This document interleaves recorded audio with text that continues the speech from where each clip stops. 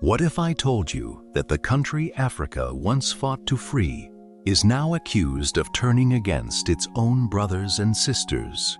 How did the nation that inspired millions with its fight against apartheid become the center of one of Africa's most painful debates?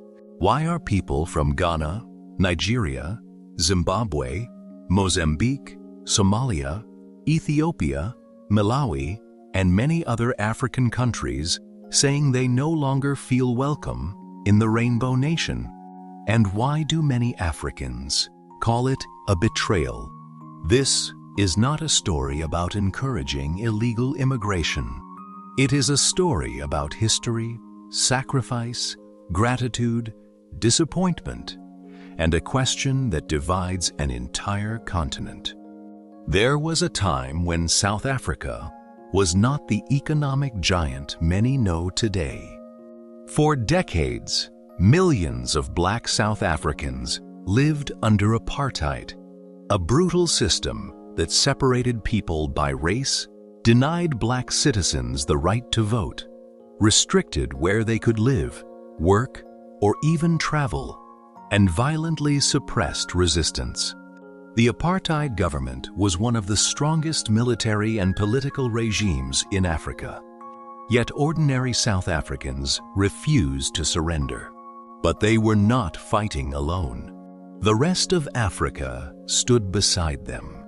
Across the continent, newly independent African nations made enormous sacrifices. Countries that were themselves poor welcomed South African freedom fighters. Some gave them passports. Some gave them education. Some gave them homes. Some gave them military training. Some gave them diplomatic support.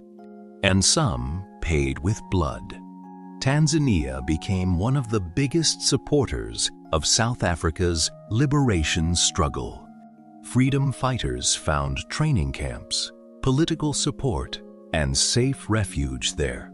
President Julius Nyerere believed that Africa could never truly be free until South Africa was free.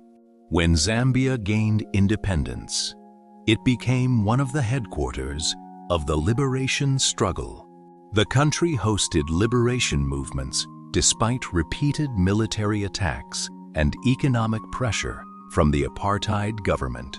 Many Zambians lost their lives simply because their government chose to support South African freedom.